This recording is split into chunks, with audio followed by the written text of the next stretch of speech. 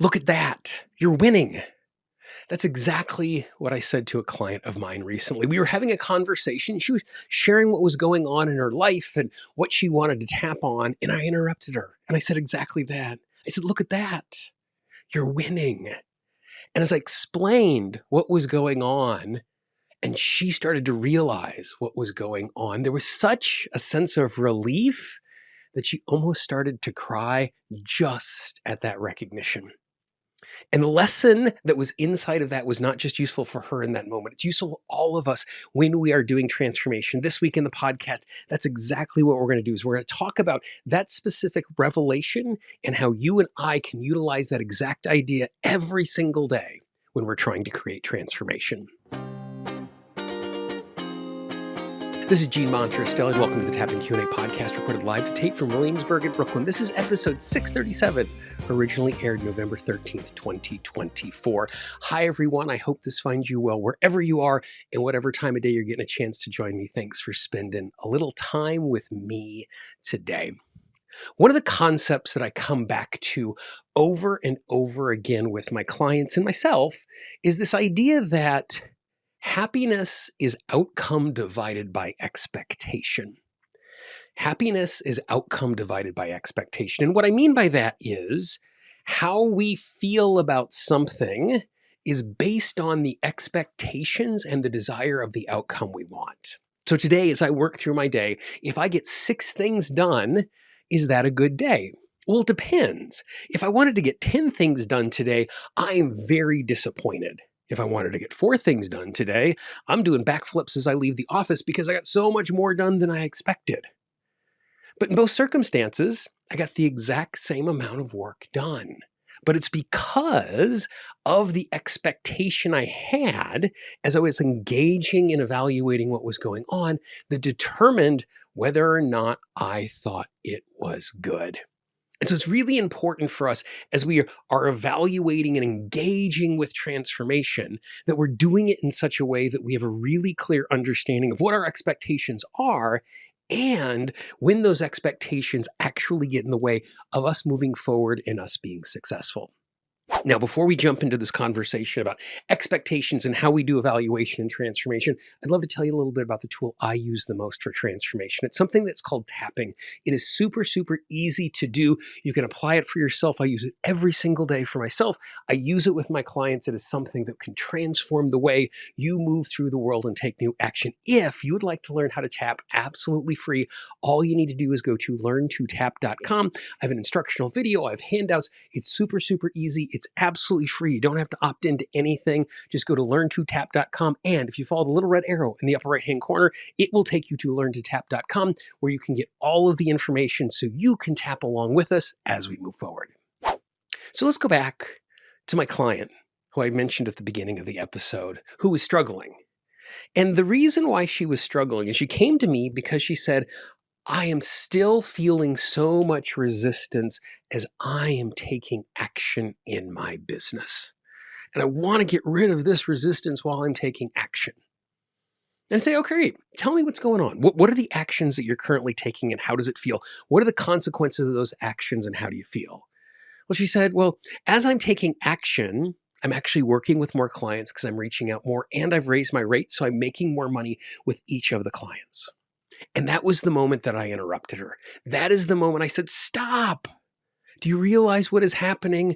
You are winning. And again, as we go back to this idea of happiness is outcome divided by expectation, her expectation was to consistently take action in her business without resistance. And that is still an absolutely amazing goal to have. But what she missed, because she was still feeling resistance, was the fact that she was taking action and the fact that she was being successful in her business. And that's the moment, as I shared that, as I pointed that out, not even shared it, it was something that she had just shared that I repeated back to her. I'm, look at that, you're winning. And she just kind of put her hands on her face and almost started to cry. And was just like, oh my gosh, thank you for recognizing that. And thank you for helping me to realize that. And so the reason why this is important is it's important in how we evaluate and how we move through things. You know, I do not tap and use all of the other tools in my life so that everything is perfect and everything is easy and everything goes so that nothing goes wrong. Instead, the reason why I use transformational tools is so that I can do more than before I was doing those transformational tools, and to be able to navigate and move forward in a way so that when things go wrong, I am more resilient to that. And when I think about this and taking action in a way where it would be great if I took action without resistance, but it's almost like there is this spectrum. There is resistance, and I am not taking action at one end of the spectrum. There is no resistance, and I'm consistently taking action at the other end of the spectrum. But there are multiple spots in between those two places where I am still taking action, even though there is resistance. So for me, when I'm trying to take action, my first goal isn't to eliminate the resistance. My first goal is to take the action in spite of the resistance. And sometimes that means just turning the resistance down enough so I can take action. And one of the very first examples I can think of this very, very early on in my business around my tapping stuff, I had created a digital product. And I think I charged, it was either $97 or $147 for this digital product. And at that point in my life, it was so much more than anything I'd ever charged for before. I think I was doing like $7 and $9 tap along audios. And I can remember, I was living in Baltimore at the time. I was in the Charles Village neighborhood, and I'm sitting in a coffee shop right across the street from Johns Hopkins University. And I have my email program open, and I have my sales letter written for this product that at the time, again, felt like the most expensive thing I'd ever charged for in my entire life in this business. And I had the email, and it had been edited by my editor, and it was in my newsletter program. And I hit send. And the moment I hit send, I slammed my laptop shut, and I went for a walk for 90 minutes. Because I was certain, because I was asking for so much money from my readers, that people were going to be angry and they were going to send me nasty emails and all of these people were going to unsubscribe. And so I had to go for a walk just to brace myself for that. And so after my 90-minute walk in the spring around the beautiful campus of Johns Hopkins, I get home, I open my laptop back up, and I'd made a couple of sales, and there were no nasty emails, and there were a couple of unsubscribes, but all of that was okay. I won. I had resistance. I was scared. I had to respond to that fear by going for a long walk to brace myself for what was coming. But I took the action. Would it have been better if I took the action in a way that was completely resistance-free? Yeah, that would be better. But it wasn't a failure because I took action. As I continue to work with my client, as we continue to chip away at that resistance, every single day she's taking these actions to build her business, they are going to become easier. There is going to be less resistance. But what is so important for us as we engage with trying to be successful is remembering what success actually means. And in this case, what success actually means is taking the action. It is great for us to do things in a way without resistance, but it's not something that is necessary. So let's do a little tapping right now to engage ourselves with that particular idea. So as we navigate this, it makes it a little easier for us. So tap on the side of the hand, take a nice big deep breath. And just move from tapping point to tapping point in the order that makes the most sense for you. And if you're in a place where it's safe and comfortable, I'd really encourage you to tap along out loud with me. I recognize the fact that there is a part of me that wants total transformation, that wants instantaneous transformation, that wants eternal transformation. And I appreciate the fact that would be absolutely amazing. And I am open to the possibility,